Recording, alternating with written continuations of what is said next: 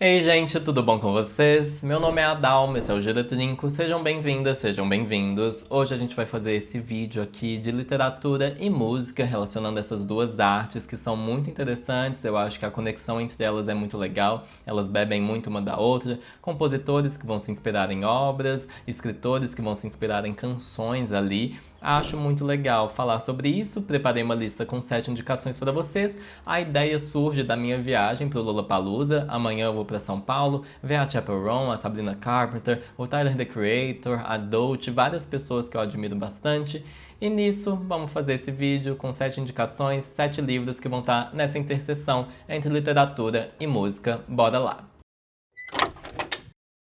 O primeiro deles é O Pão dos Anjos, da Patti Smith, um lançamento da Companhia das Letras. Ela que já é bem famosa, você talvez conheça Só Garotos dela, né? Um livro que fez muito sucesso, publicado em 2010.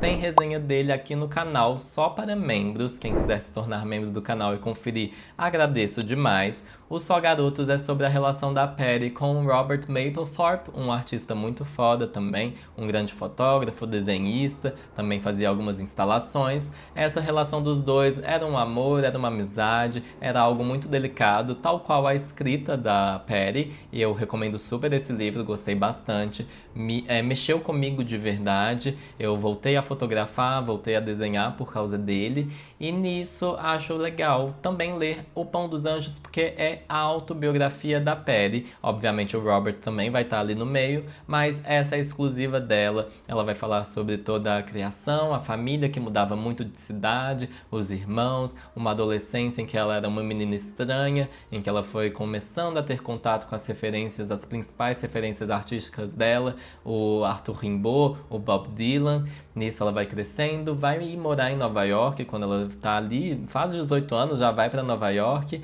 e nisso ela vai morar em hotel, vai morar em uns lugares estranhos.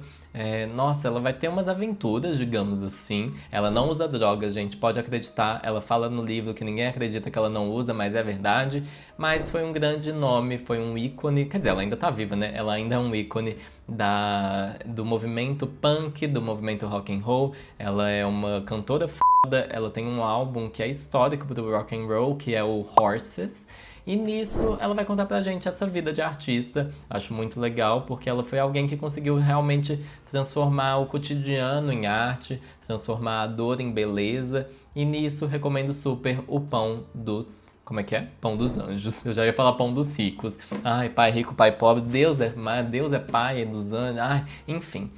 Próximo livro é On the Road, do Jack Kerouac, que também foi uma inspiração para Patti Smith, ironicamente. Ele que é o maior representante da geração Beat, uma geração ali que vai ser um movimento na arte que vai estar muito ligado à liberdade, muito ligado ao ritmo, e não é à toa que o maior representante literário dessa geração é um dos livros, o segundo livro do Jack Kerouac, o On the Road, ou Pé na Estrada, também já virou filme. Acho que o Walter Hugo Mãe é ótimo, acho que foi o Walter Salles que foi o diretor, e nisso a história do On the Road vai ser sobre dois amigos, que eles são o Saul, como é que chama?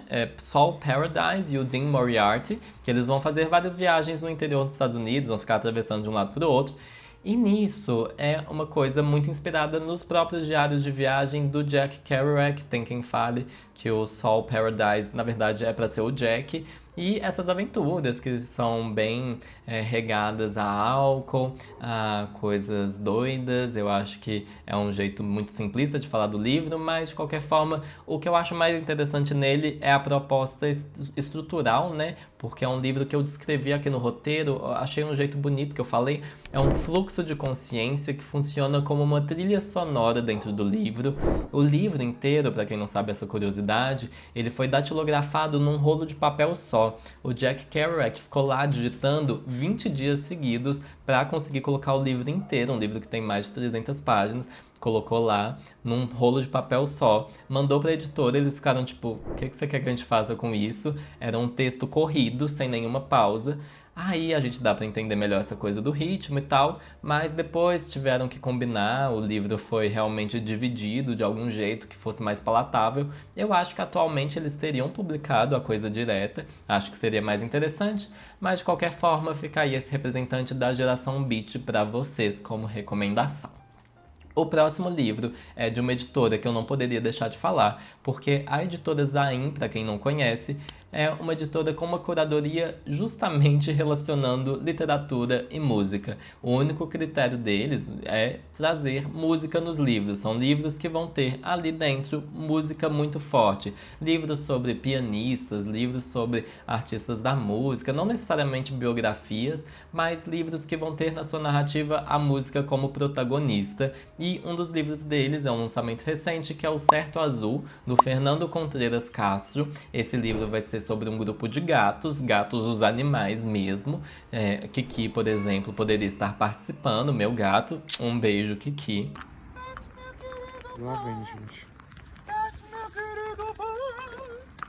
E nisso eles vão acolher um menino cego que é abandonado na rua, vão começar a criar esse menino, mas qual que é a música aqui na história? Esse grupo de gatos é um sexteto de jazz. Eles tocam no teto, no forro do mercado central lá da cidade, e aí eles vão enxergar o mundo humano como um mundo muito quadrado, um mundo muito rígido, e para eles o jazz vai trazer um improviso que vai ser mais divertido, que vai trazer mais liberdade. Acho muito fofa a ideia, tô doido pra ler. É um livro pequenininho, gente, fica essa recomendação pra quem quer ler algo mais rapidinho.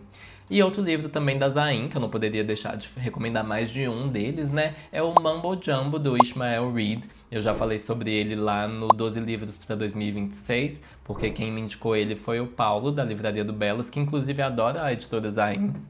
É talvez o maior divulgador da palavra deles. E indicação de livreiro, vocês sabem, é uma indicação que é bom confiar. Pessoas que leem muito, pessoas que têm contato com muita coisa e que a partir do momento que te conhecem vão saber fazer a sua curadoria pessoal. Gosto muito disso.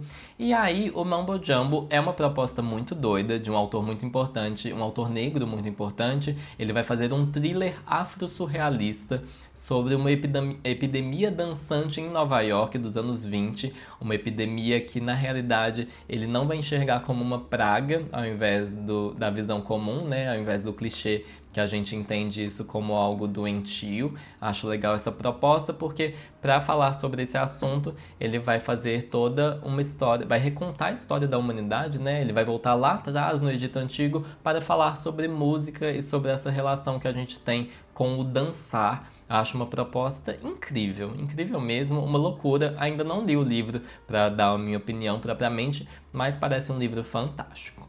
Outro livro que já apareceu aqui no canal é o Perifobia, da Lília Guerra, livro de contos dessa autora que eu adoro e que tem entrevista com ela aqui também. É um livro de contos que cada conto vai ser precedido, vai ter ali meu Deus, eu tô tão cansado. Vamos lá. Cada conto vai ter uma epígrafe particular que vai ser algum trecho de um samba. Esse livro vai ter samba muito dentro dele, tantas personagens que às vezes vão estar indo numa roda de samba ou tocando em alguma. Acho muito legal como o livro vai misturar afeto dentro da periferia, falando sobre essa perifobia, né? Essa fobia em relação a quem está na margem, a quem mora nesses bairros mais afastados, quem está na periferia mesmo, né? Eu não preciso criar outros sinônimos. E nisso eu acho muito legal que o livro tem uma playlist no Spotify, quem quiser acompanhar. Eu já recomendei várias vezes, porque o livro também estava nos meus melhores do ano de 2025. Então, mais uma vez, volto aqui. Ah, e também, nossa, muitas referências agora. Esse livro eu acho que eu também citei ele porque eu fiz um vídeo sobre literatura nos sambas enredo. Então acho que está tudo interconectado, vivemos numa grande comunidade, um giraverso aqui, o canal. Mas é isso. Gosto muito desse livro de contos, quis trazer uma coisa que não fosse um romance também aqui para essa lista e recomendo super a Lília Guerra. Gente, talvez vocês conheçam mais ela pelo Céu para os Bastardos, mas ela tem outros livros também que são muito legais. Recomendo super. Outro livro que eu vou recomendar e que é icônico é o Sobrevivendo no Inferno, dos Racionais MCs. Eles que vão ser... é difícil falar isso, mas eu acho que os maiores rappers do Brasil. Eu acho que com certeza o Sobrevivendo no Inferno é o maior álbum de rap. Eu não sei se foi... Acho que é o segundo álbum deles, se eu não me engano. E nisso as letras vão mostrar muito bem a realidade. Esse álbum vendeu mais de 1 milhão de cópias, um álbum muito importante para uma juventude negra e periférica brasileira, que ensinou muita gente sobre a própria realidade, ensinou um pensamento crítico a muitas pessoas ali quando ele foi, desde que ele foi lançado, né, ali em 97. Eu recomendo super capítulo 4, versículo 3. Também, ai, Jorge da Capadócia, adoro. Escutem esse álbum, ele é uma experiência, já fui no show dos Racionais, eu acho que foi no Lollapalooza, inclusive. Foi no Lola? Não, mentira, não foi no Lola, não. Acho que foi no festival aqui em BH. Mas, de qualquer forma, é um livro, é sobre o álbum, vai ter as letras do álbum, vai ter também fotos deles, fotos inéditas que só tiveram nesse livro, só apareceram primeiro nesse livro. E também alguns textos complementares. Eu acho que as letras das músicas é poesia, né? Rap é ritmo e poesia, pra quem não sabe. Daí que vem essa sigla. E nisso, acho que por si só é quase um livro de poesia, digamos assim, mas também tem uns textos em prosa. De qualquer forma, uma recomendação de uma bíblia aí do rap brasileiro. E o último livro de hoje, gente, eu na verdade tô recomendando só um dos contos de um livro, que o livro todo eu acho que é A Ponte Flutuante dos Sonhos, seguido de O Retrato de Shunkin. Esse é o nome do conto que eu estou recomendando, do escritor Junichiro Tanizaki, um dos maiores escritores japoneses.